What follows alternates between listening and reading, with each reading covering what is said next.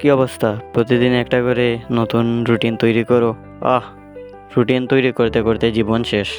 পরীক্ষা শেষ হয়ে যায়, ক্লাসের পর ক্লাস শেষ হয়ে যায়, কিন্তু আর রুটিন আর তৈরি করা শেষ হয় না। এটাই সবথেকে বড় সমস্যা। তবে আজ আর নয়, এখন থেকেই এটা ক্লিয়ার।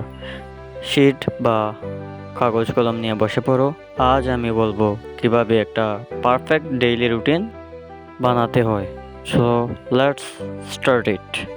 এট ফার্স্ট, প্রথমেই নিজের ঘুম, স্কুল, প্রাইভেট, কোচিং ইত্যাদি বিষয়কে লক্ষ্য রাখতে হবে, কেননা এই বিষয়ের উপর রুটিন তৈরি হবে এবং রুটিন পরিবর্তিত হবে। তবে এখানে তারিখ, দিন এগুলো খুবই গুরুত্বপূর্ণ।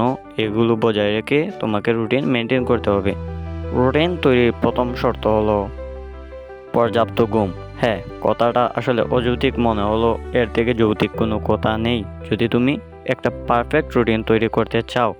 কেননা তোমার ঘুম ছাড়া সারাটা দিন কাটবে জম্বির মতন এবং কম ফোকাস, বেশি স্ট্রেস। সো ঘুমকে প্রাধান্য দিতে হবে। মিনিমাম 7 থেকে 8 ঘন্টার ঘুম নিবে। সেকেন্ড যে বিষয়টি হলো, সেটি হলো তোমার coaching, private, school, college and time ম্যানেজমেন্টের উপর বিষয় করে রুটিনটা অনেক প্রভাব ফেলবে।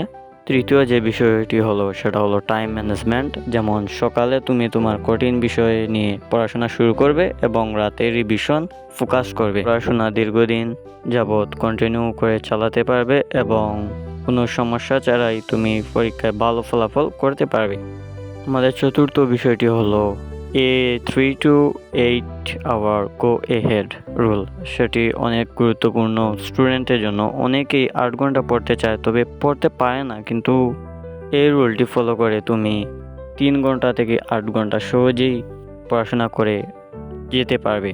তবে এই রুলটি আমি এই ভিডিওতে বলবো না, পরের ভিডিওতে আমি বিস্তারিতভাবে এই রুল নিয়ে আলোচনা করব। তবে এটাকে আমাদের 4 নম্বর পয়েন্ট হিসেবে ধরে নিতে পারো। আমাদের 5 নম্বর যে বিষয়টি তা হলো নিজেকে চেনা।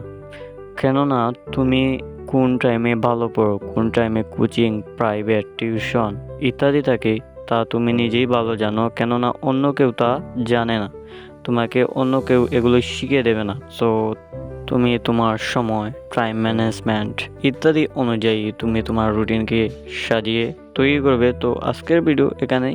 ধন্যবাদ।